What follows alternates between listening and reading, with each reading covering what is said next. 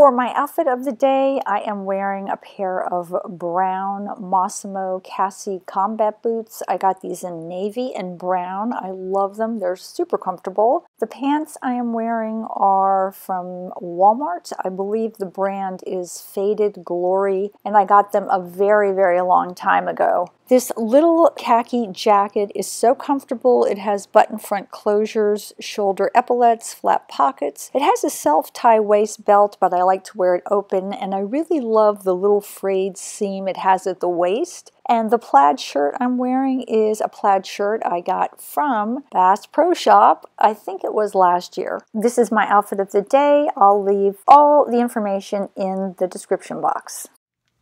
Hey everyone, how are you doing today? It's Marla. Hopefully everyone is doing well. I was reading some articles on the internet about some of the spring trends or 2018 trends, and I just wanted to see what a 58-year-old woman like myself might want to follow as a trend and what I personally really don't or won't be following as a trend for 2018. Let's get started with the first trend that I saw, which I think was off of, let me think. I think I read it in Vogue magazine, and they had to do with two hairstyles. One was called the Balenciaga hairstyle. It's a boy cut. I actually had that haircut last year that I did to myself. Maybe not exactly like it, but my hair was pretty darn short last year. I won't be doing the Balenciaga boy cut haircut for 2018. I'm gonna let my hair grow just a little bit. When I look back at videos of myself with that haircut, I look like a little boy or an old boy. And I decided probably to give that short haircut a break. Trend number 2 that I read was Rapunzel hair. Now this goes at the opposite end of the spectrum. Rapunzel had that long flowing hair. Didn't she like leave it outside of her window or something so her boyfriend could climb up it or something? I don't remember the story, the fairy tale exactly. Rapunzel hair. No, I will not be having Rapunzel hair either. I've tried on several wigs that were extremely long, like down to here, and all they did was drag my face down. Right now, my face looks better if I have a chin length haircut. It seems to bring everything up for me on my personal shaped face. That long hair on both sides of my face, especially with it being so thin, really drags it down, makes me look a lot older, almost witchy for me anyway, on me. I don't know, just on me, I look a little witchy. No, I will not be doing the Rapunzel 2018 spring trend. I'm sipping coffee in between all of these. Next, I think they phrased it as a touch of pink, meaning adding some pink to your hair. No, I will not be doing a touch of pink. My hair is finally starting to look healthier. I stopped highlighting it. All I'm doing right now is using my shampoo toner on it to kind of tone down some of the brassiness. And for someone with dark hair to get any type of pink in their hair, they really have to, I think, do a lot of damage, because if you put pink on my dark hair, you're not going to see it. The only way you're going to see pink on my hair is if you bleach it out first and then apply pink to it. So I will not be doing the pink trend for 2018. I will not be doing any color for 2018. I'm trying to let it just kind of do its own thing for a while, give it a break, let it breathe, and just skip any colors other than my natural color.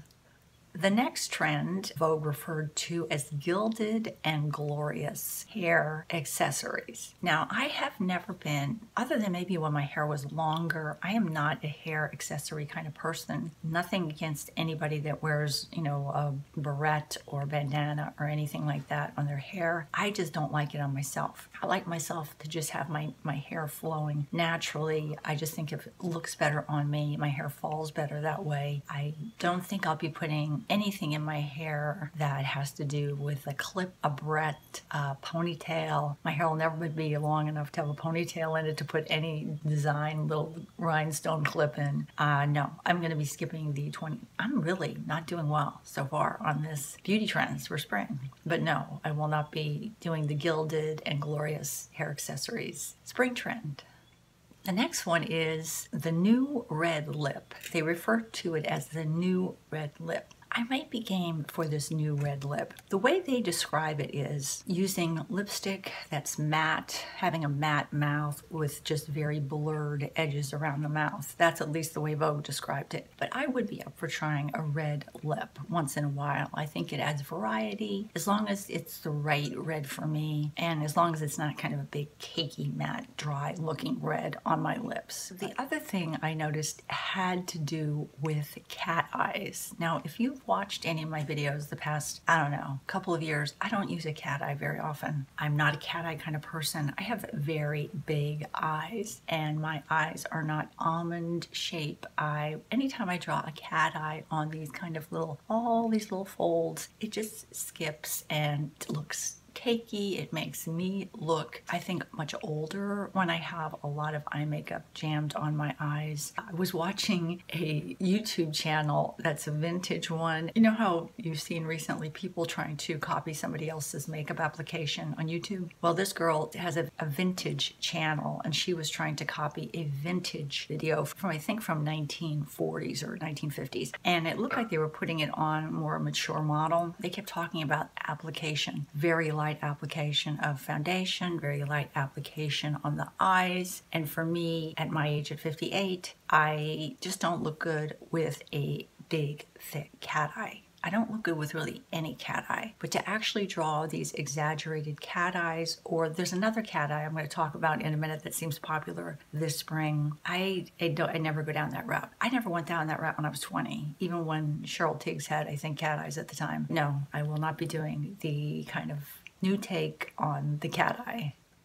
The next spring trend that Vogue talked about was sparkle and shine, and that's about putting sparkles in your hair, around your eyes, on your lips, putting sequins on your lips, you know, putting little sparkles in your hair. The only thing I would consider is I really did like that Ofra bronze highlighting powder in my hair. It's kind of a brushed highlighting powder that I use that you can use on your body. That I definitely would like in my hair in the summertime to make my hair sparkle, but to actually put little sequins or Swarovski's crystals in my hair like they were doing on the runway, put them on my face, no, I am not going to be doing that trend. Another thing one of the magazines talked about that was not Vogue, that is a trend for 2018, it's not just red lipstick, but bright lipstick. That's something that I definitely would consider doing for 2018. I like bright pinks sometimes, and I really think it brightens up my face if I don't have a lot of eye makeup on. So the trend of putting on a brighter lipstick is something I am definitely going to be doing for 2018.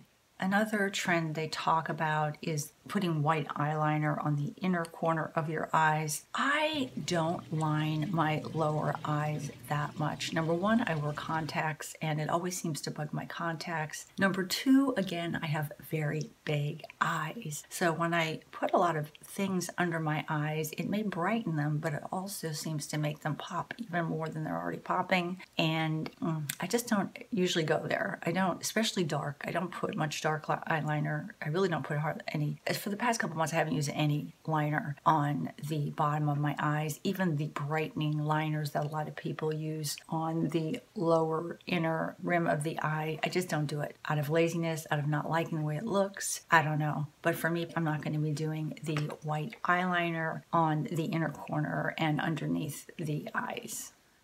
Another trend they're talking about is metallic lipstick.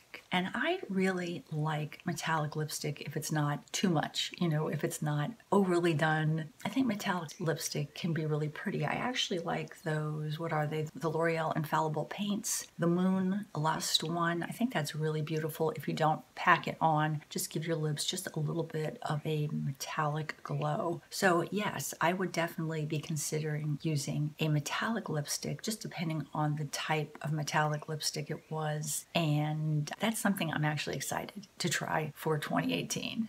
Another trend for 2018 I saw was negative space eyeliner. And you have to see this to really understand what's going on. You're actually drawing the cat eye on the outer corner of the eye, but you don't fill it in anymore. You kind of leave like a little open space. next to your eye. Will I be doing that? No, I'm not going to be doing any cat eyes on my eyes this year. I highly doubt it. And I will not be doing the negative space cat eye. When you get older, it's hard making a cat eye. It's hard drawing a cat eye and getting it really smooth. And for me, my hands are just not steady enough. I don't have the eye shape that kind of goes in that nice almond shape that makes it so easy. I prefer just kind of what I have on right now, just mascara. Sometimes that's it. Not even any eye makeup. I won't be doing a negative inner space eyeliner, but maybe you guys will.